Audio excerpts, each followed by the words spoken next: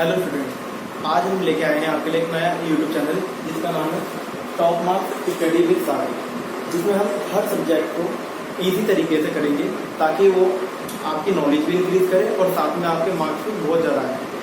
तो चलिए हम आज एक नई जर्नी शुरू करने जा रहे हैं जिसमें हम हर सब्जेक्ट को कोशिश करेंगे कि कवर करें और बिल्कुल ईजी तरीके से करें। इसी के साथ हमारे साथ वीडियो में बने रहिए और चैनल को सब्सक्राइब लाइक करना बिल्कुल ना भूलें। Thank you.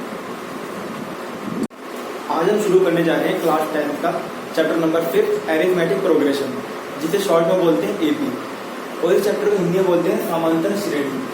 अब एपी क्या होती है? बचपन से हम क्या पढ़ते आ रहे हैं?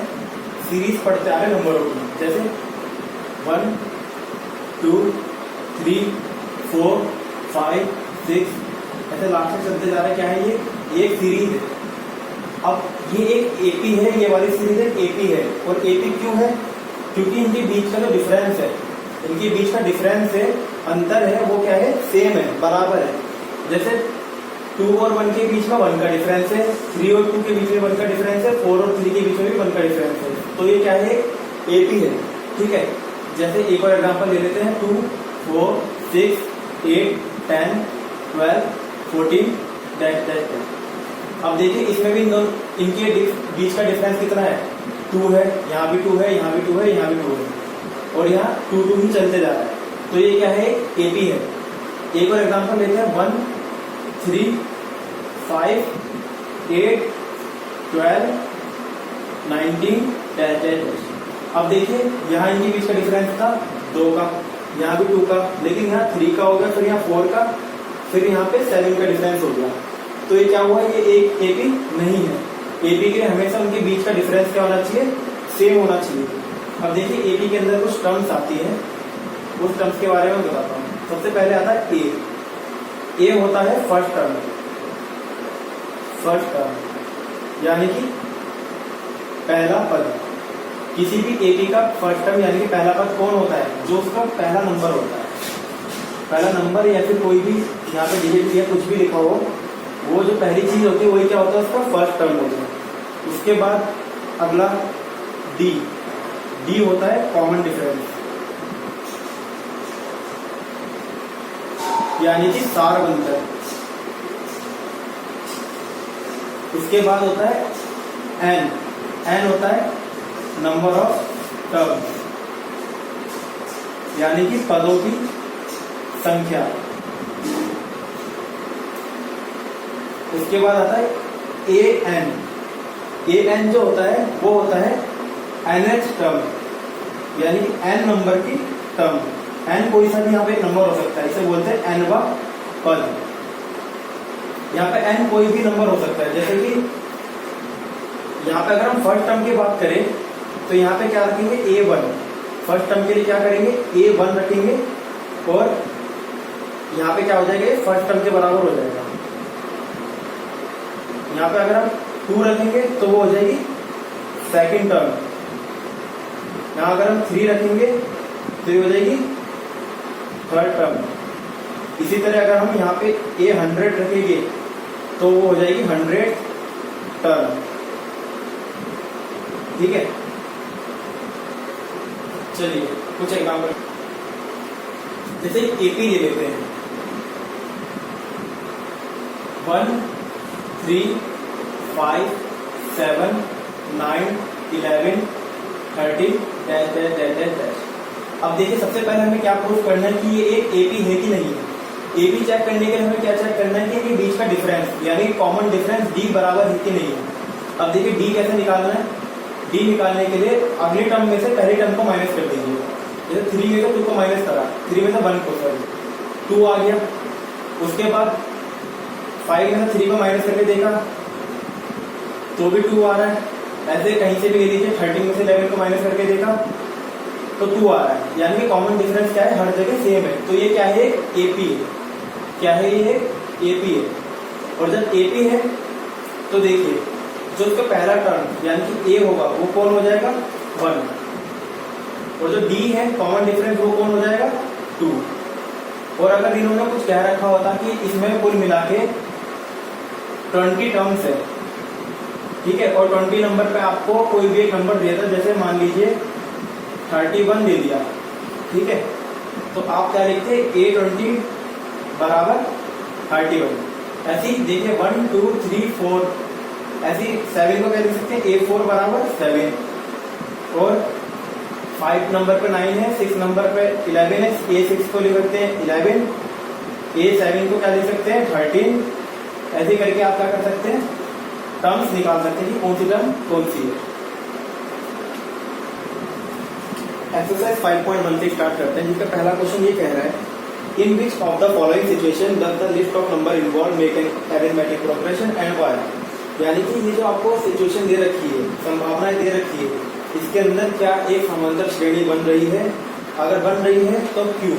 ठीक है, तो सबसे पहले इसका पहला पार्ट है, क्वेश्चन देखिए, वो कह रहा है the taxi fare after each kilometre when the fair is 15 rupees for the first kilometre and 8 rupees for each additional kilometre. यानी कि क्वेश्चन में ये कह रहा है कि एक टैक्सी आपसे किराया लेती है, कितने 15 रुपए पहले किलोमीटर के लिए, ठीक है, तो पहले किलोमीटर के लिए यानी फॉर फर्स्ट किलोमीटर, ठीक है। टैक्सी का चार्ज, टैक्सी चार्ज कितना है 15 रुपीज पहले किलोमीटर के लिए। टैक्सी का चार्ज यानी कि टैक्सी की कीमत कितनी है 15 रुपए, ठीक है। उसके बाद वो कह रहा था फिर अगले हर किलोमीटर के लिए, यानी कि अगर आप सिर्फ 1 किलोमीटर जाएंगे तो आपको सिर्फ 15 रुपए देने पड़ेंगे।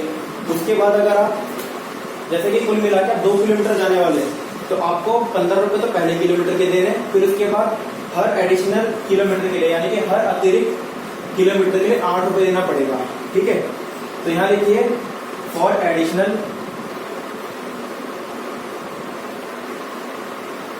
किलोमीटर टैक्सी का चार्ज कितना है 8 रुपीज, हर अतिरिक्त किलोमीटर के लिए टैक्सी का किराया बराबर 8 रुपए। तो देखिए कुल मिला के हमारी एक इक्वेशन यानी कि समीकरण ऐसे बनता है, जैसे देखिए 15 रुपए तो फिक्स है 1 किलोमीटर, मतलब अगर आप टैक्सी में बैठेंगे ही 1 किलोमीटर जाएंगे या नहीं जाएंगे 15 रुपए तो आपको देने ही देने हैं पहले किलोमीटर के लिए। उसके बाद आपको 8 रुपए देने हैं हर किलोमीटर के लिए। जैसे कि अगर आप पहले किलोमीटर के लिए जाएंगे तो आपको 8 रुपए देने पड़ेंगे, 8 इंटू 1 रुपीज, ठीक है, 8 गुना 1 रुपए। अगर आप 2 किलोमीटर के लिए जाएंगे और 1 के अलावा आपको कुल मिला के जैसे 1 किलोमीटर का 15 फिक्स ही है, उसके अलावा 2 किलोमीटर का जाएंगे तो 8 इंटू 2 मतलब 16 रुपए एक्स्ट्रा देने पड़ेंगे। 3 किलोमीटर के लिए जाएंगे तो 3, ठीक है। इसी तरह अगर आप x किलोमीटर के लिए जाएंगे, कितने के लिए x किलोमीटर के लिए, तो आपका किराया कितना हो जाएगा, मान लीजिए 22 रुपये हो जाएगा। कितना हो जाएगा 22 रुपये। देखिए पहले किलोमीटर के लिए आपको 15 रुपए लगेंगे, 15, दूसरे किलोमीटर के लिए 15 रुपए तो पहले किलोमीटर के लिए और 8 रुपए एक नए किलोमीटर के लिए, तो 15 और 8 23 रुपए। उसके बाद अगर आप 3 किलोमीटर जाते हैं तो 1 किलोमीटर के 15 और 2 किलोमीटर के 8 दूनी 16, 16 और 15 31। उसके बाद अगर आप 3 किलोमीटर तो हो गया, अब आप 4 किलोमीटर के जाते हैं तो 15 तो 1 किलोमीटर का हो गया, और 3 किलोमीटर आप एडिशनल जा रहे हैं, एक्स्ट्रा जा रहे हैं, अतिरिक्त जा रहे हैं, तो 8 के 24, 24 और 15 39। इसी तरह आगे भी चलते रहेगा। तो देख लेते हैं क्या ये एक समांतर श्रेणी एपी है या नहीं है। देखिए यहां से इसका अंतर निकालते हैं, डी 30 माइनस 15, यहां से अंतर आ रहा है 8 का। अगला निकालते हैं, यहां से निकाल के देखते हैं 31 माइनस 23, यहां से भी आपका सारा अंतर 8 आ रहा है। फिर यहां से निकाल के देखते हैं 39 माइनस 31, यहां से भी सारा अंतर कितना आ रहा है 8। तो सारा अंतर हर जगह बराबर है, तो ये क्या है, इट इज एन एपी। यह एक समांतर श्रेणी है। सेकंड पॉइंट क्या है, the amount of air present in a cylinder, यानी एक सिलेंडर के अंदर जितना हवा मौजूद है, when A vacuum pump remove 1/4 of the air remaining in the cylinder eight A time, यानी कि एक समय पर सिलेंडर के अंदर जितनी हवा होगी उसका 1/4 वैक्यूम पंप बाहर फेंक देगा। ठीक है, तो देखिए इस क्वेश्चन को करते हैं। माना कि उसका वॉल्यूम V है, लेट वॉल्यूम ऑफ सिलेंडर, यानी कि सिलेंडर का आयतन,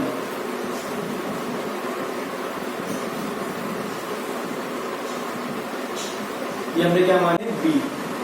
अब वो क्वेश्चन में क्या रहा है कि जो पंप है वो जितनी भी हवा बचती है उसका 1/4 बाहर निकाल देता है। तो मान लेते सबसे पहले पंप में और सिलेंडर में B वॉल्यूम की हवा थी, मतलब इतनी हवा भरी हुई थी। अब वो क्या कर रहा है, 1/4 बाहर फेंक दे रहा है, बाहर निकाल दे रहा है। तो मतलब कितनी बच रही है हवा उसके अंदर, 3/4 बच रही है, क्योंकि पूरे में से 1/4 वो फेंक दे रहा है। तो इसमें कितनी बची, 3/4 बची। तो हवा कितनी बच रही है, 3/4। तो पहले बार में B वॉल्यूम हवा थी, उसके बाद कितनी बची, इसी वॉल्यूम का 3/4 हवा बची।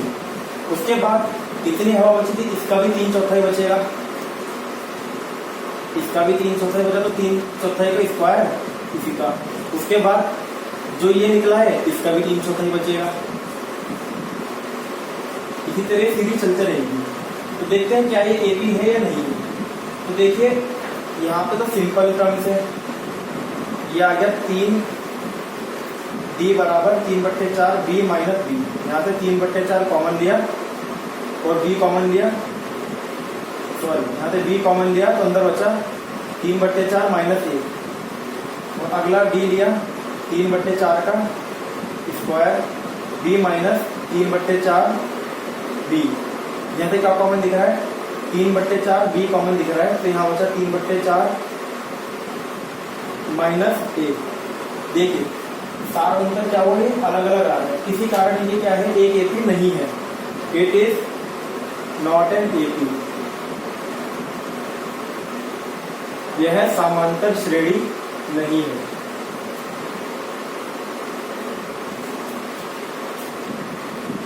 अगले क्वेश्चन में कह रहा था cost of digging well after every metre of digging, यानी कि कुएं को खोदने की कीमत हर 1 मीटर कुआं खोदने के बाद, व्हेन इट कॉस्ट 150 रुपए फॉर द फर्स्ट मीटर, यानी कि पहले मीटर की कॉस्ट कितनी है, 150 रुपए। Cost for digging first metre, उसकी कॉस्ट कितनी है, 150 रुपए। यानी कि पहले मीटर को खोदने की कीमत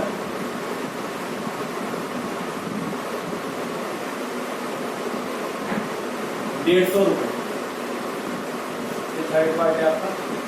उसके बाद वो कह रहा है and right by 50 rupees by each subsequent metre, यानी कि फॉर ईच सब्सिक्वेंट मीटर, यानी कि उसके बाद एक भी मीटर ज्यादा खोदने की कीमत कितनी है, 50 रुपए। ठीक है, अगले हर मीटर के लिए कीमत है 50 रुपए। तो देखिए समांतर श्रेणी बनी या नहीं बनी, पहले इसकी श्रेणी बना देते हैं। सबसे पहले कितने हैं, 150 रुपए पहले मीटर के लिए। फिर अगर 2 मीटर की बात हो रही है तो 150 तो था ही, साथ में 50 रुपए जुड़ जाएगा, तो 200 रुपए। उसके बाद अगले के लिए फिर एक और 50 रुपए जुड़ जाएगा, 250 रुपए। फिर अगले के लिए एक और 50 जुड़ जाएगा, 300 रुपए। इसी तरह ये सीरीज आगे चलते चली जाएगी। तो देखिए आप ये देख पा रहे हैं कि इसका जो डिफरेंस है, सारवंतर है, ये कितना है, 50। यहाँ से देखिए ये भी 50, यहाँ से देखिए ये भी 50। तो ये क्या है, इट इज एन एपी, यह एक समांतर श्रेणी है। अगले क्वेश्चन में कह रहा था amount of money in the account every year, यानी कि किसी खाते में जो कुल धनराशि है, व्हेन ₹10,000 इज डिपॉजिटेड, जब 10,000 रुपये जमा किए गए, eight compound interest eight 8% per annum, जब मिश्र धन के रूप में राशि जमा की गई 8% प्रति वर्ष के दर से। ठीक है, तो देखिए फोर्थ क्वेश्चन, जो इसका प्रिंसिपल अमाउंट है यानी कि मूलधन है वो कितना है 10,000 रुपये, और इसकी दर कितनी है, रेट 8% पर एनम, यानी कि वार्षिक दर। उसके बाद देखिए क्या निकालना है हमें, आई, ठीक है, CI, यानी कि चक्रवृद्धि ब्याज। अब देखिए चक्रवृद्धि ब्याज के लिए फॉर्मूला है A बराबर P1 प्लस R/100 की पावर n। तो पहले साल के लिए निकाल लेते हैं। पहले साल के लिए कुल राशि निकाल लेते हैं 10,000 गुणा 1 प्लस 8/100 की पावर 1, ठीक है, एक साल के लिए निकाल लेते हैं। पहले साल के लिए ये 4 से कटा 2 बारी में, 4 से कटा 25 बारी, एलसीएम लिया तो आपका एलसीएम आ गया 27/25। ये आया यहाँ से 10,000 गुणा 27/25, 25 से काटा इसे 25 चौके 100, ये आ गया आपका यहाँ से 27 चौके 108, यानी कि 10,800 रुपये क्या हुआ, अगले साल के लिए क्या हो गया, प्रिंसिपल हो गया, यानी कि मूलधन हो गया।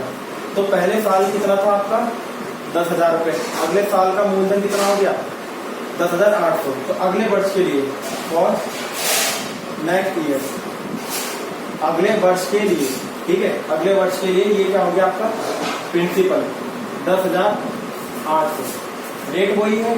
अब क्या निकालना है, CI निकालना है। तो A बराबर P1 प्लस R/100 की पावर n, A निकालेंगे 10,800 गुणा 1 प्लस 8/100 की पावर 1। हम दूसरे साल के लिए निकाल रहे हैं, तो दूसरा साल मतलब पूरे सिर्फ एक ही साल के लिए निकाल रहे हैं, पूरे दूसरे साल के लिए, तो इसलिए हम टाइम क्या रखेंगे, सिर्फ एक साल रखेंगे। A बराबर आ गया 10,800, ये फिर वैसे ही कटा 2/25, सॉल्व करेंगे 27/25, 25 से काटते हैं 25 चौके 100, 25 4 100, यहाँ से बचा 8 और 0 0, 8 0, 25 3 जा 75, यहाँ से बचा 5 और 0, 25 2 जा 50, ठीक है। ये आ गया आपका 432 इंटू 27,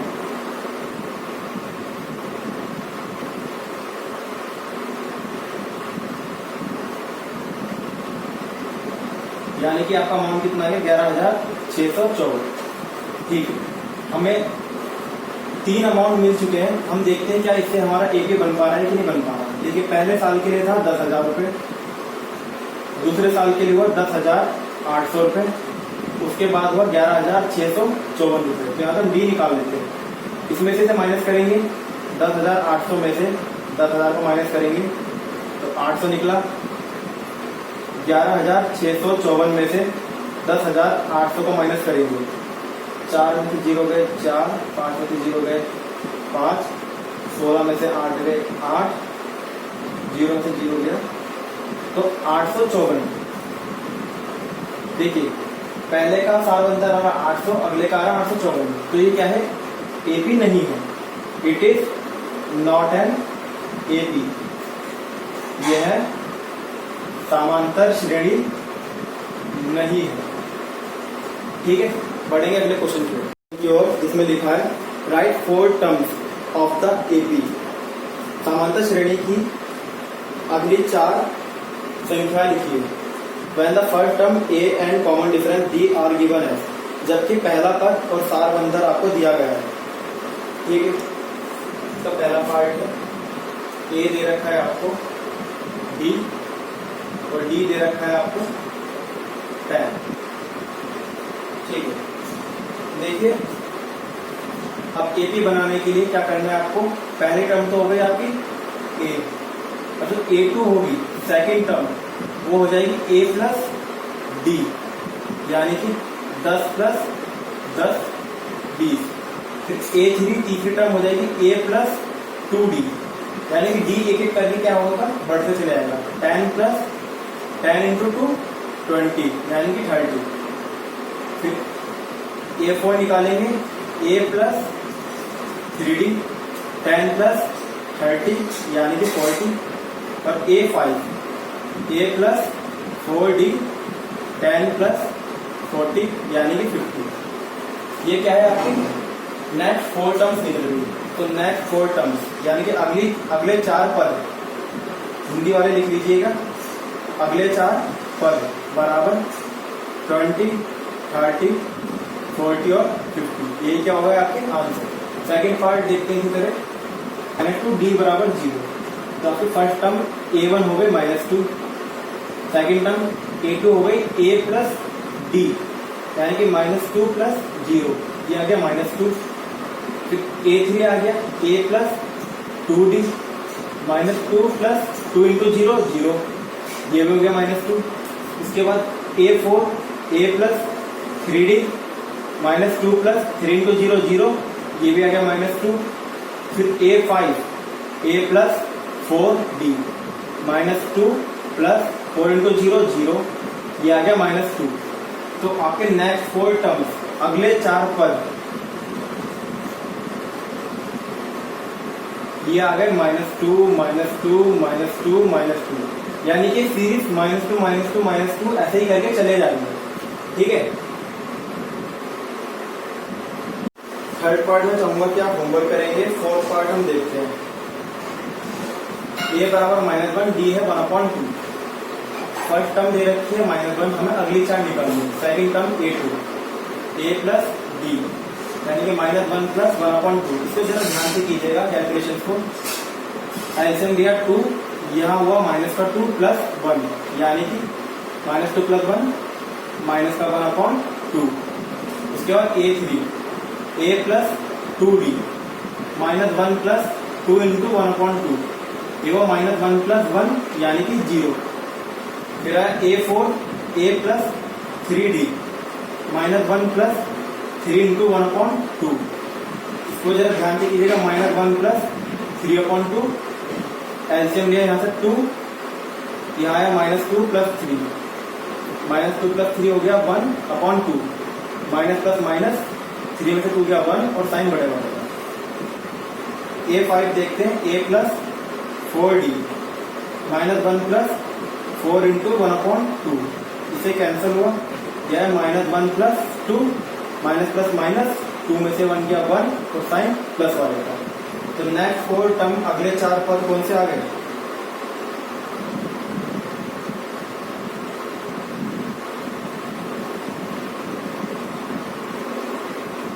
ये है -1/2, 0, 1/2 और 1।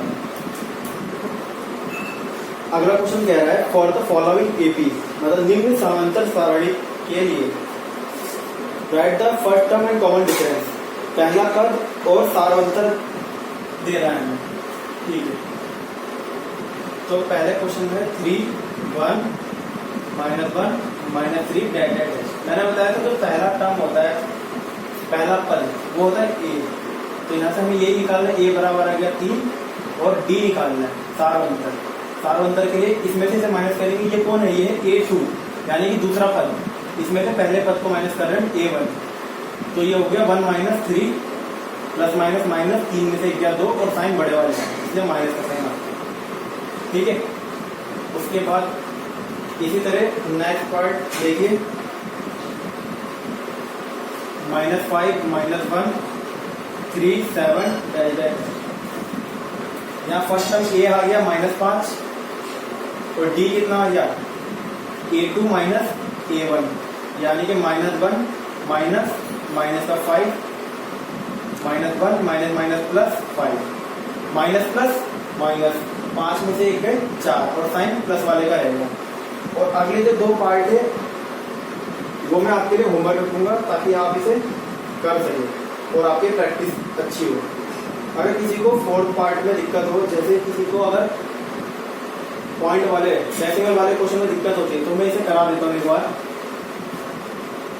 0.6 1.7 2.8 3.9 डैश। ए तो सामने ही मिल गया 0.6, डी देख लेते हैं।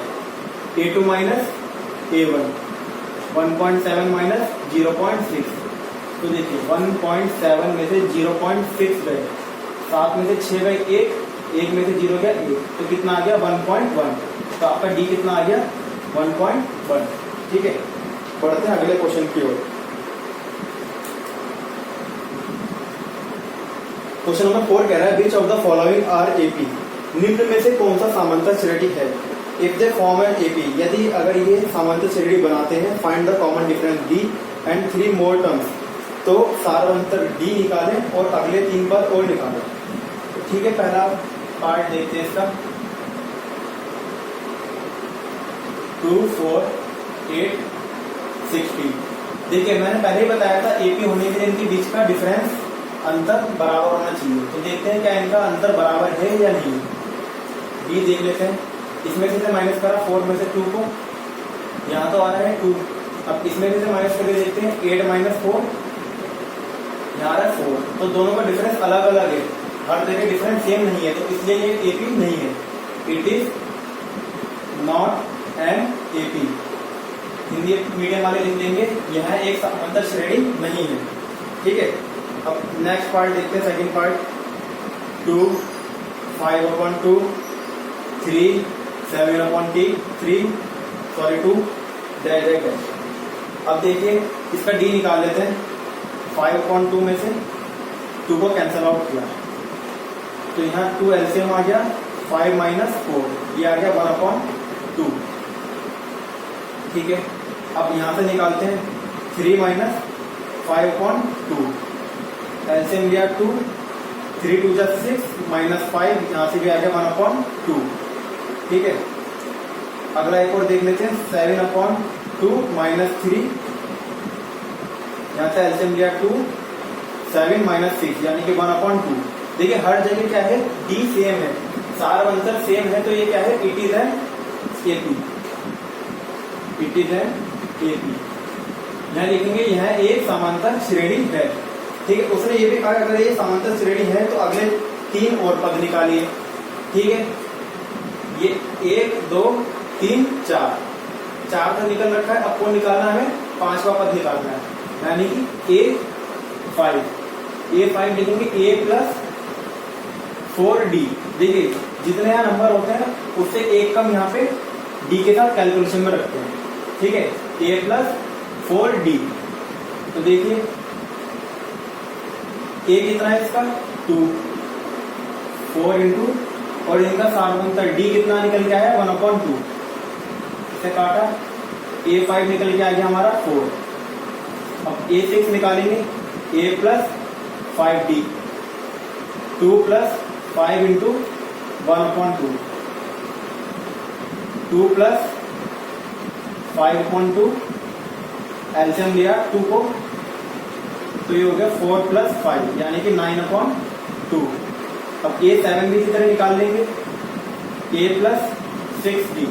देखिए यहाँ 7 है इसलिए यहाँ पे क्या है 6D। A कितना है 2 प्लस 6 इंटू 1/2, इसे काटा 3 बार में, यह आएगा 2 प्लस 3 यानी कि 5। तो नेक्स्ट 3 टर्म्स यानी कि अगले 3 पद कौन कौन से आ गए, एक आया है 4, एक आया है 9/2, एक आया है 5। तो यही क्या हो गया हमारा आंसर। तीसरे पार्ट में दिया गया है -1.2 -3.2 -5.2 माइनस 7.2। यहाँ से डी निकाल लेते हैं। 3.2 में से माइनस करेंगे माइनस के 1.22, ये हो गया माइनस का 3.2 minus minus plus 1.2, minus plus minus 3.2 में 1.2 गए, 2 बचा और किसका माइनस का। अब यहाँ से डी निकाल लेते हैं। माइनस का 5.2 माइनस माइनस का 3.2, माइनस का 5.2 प्लस 3.2, माइनस प्लस माइनस 5.2 में 3.2 गए, देखिए 0.2 से 0.2 चला गया, 5 में से 3 गए 2, और किसका आया माइनस का।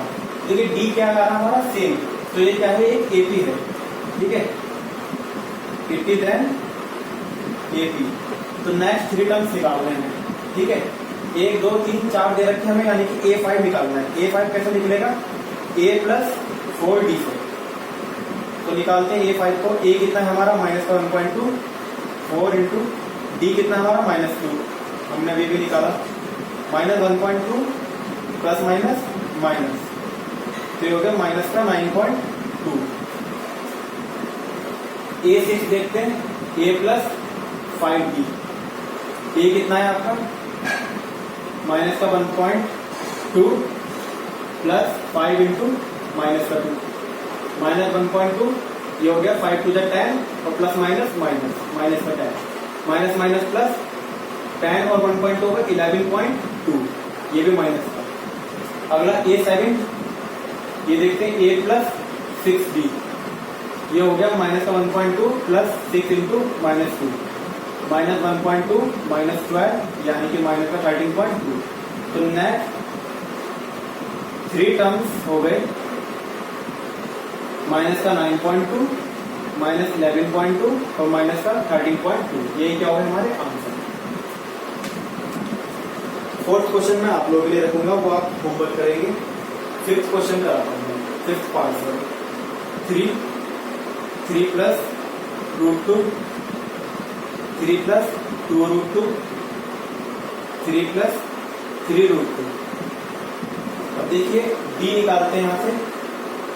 3 प्लस √2 में से 3 को माइनस करेंगे, ठीक है, प्लस का 3 माइनस 3 कैंसिल आउट हो गए, यहाँ से बचा √2।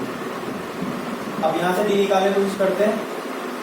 3 प्लस 2√2 माइनस 3 प्लस √2, देखिए 2 टर्म्स थी, ठीक है, ये क्या है 2 टर्म्स है ये, इसलिए हमने क्या रखा है, इसे ब्रैकेट के अंदर रखा क्योंकि बाहर माइनस का साइन है। Minus plus minus minus plus minus, plus minus cut गए, और 2√2 में से 1√2 गया, 1√2 बचा। अब यहां से भी देख लेते हैं, 3 plus 3√2 minus 3 plus 2√2, 3 plus 3√2 minus 3 minus 2√2। अब देखिए प्लस माइनस के 3 कट गए, 3√2 में से 2√2 गए, तो 1√2 बचा। तो ये भी क्या है, एपी है, it is an AP. A1 A2 A3 A4 दे रखा, हम क्या निकालेंगे, A5 निकालेंगे। A प्लस 4D, A है आपका 3 प्लस 4, D कितना है आपका √2, तो इसकी इंटू करिए, हो गया 3 प्लस 4√2। अगला A6 निकालेंगे, A प्लस 5D, ये हो गया 3 प्लस 5 इंटू D यानी कि √2, ये हो गया 5 प्लस 3 प्लस 5√2। ऐसी A7 निकाल लेंगे, A कितना है आपका 3 प्लस 6D यानी 6√2, ये कितना आ गया 3 प्लस 6√2। फिफ्थ पार्ट इसी के साथ खत्म हो गया। अब हम क्या करते हैं, सिक्स पार्ट, 0.2 0.22 0.222 0.2222 अब डी निकालते हैं। 0.22 में से 0.2 को हमने माइनस किया, ये 0.2 है, यहाँ पॉइंट का 2 डिजिट है, इसमें 2 डिजिट बना लेते हैं, तो ये बचा 0.2 में से 0 गए 2, 2 में से 2 गए 0।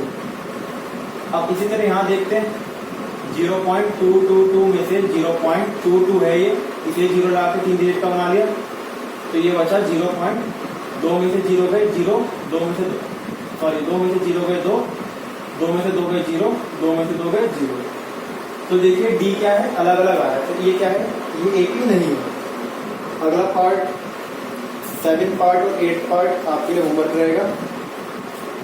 9 पार्ट भी होमवर्क रहेगा, 10 पार्ट भी होमवर्क रहेगा, 11 पार्ट भी होमवर्क रहेगा, क्योंकि यहाँ लिखा है ए स्क्वायर और ए क्यूब।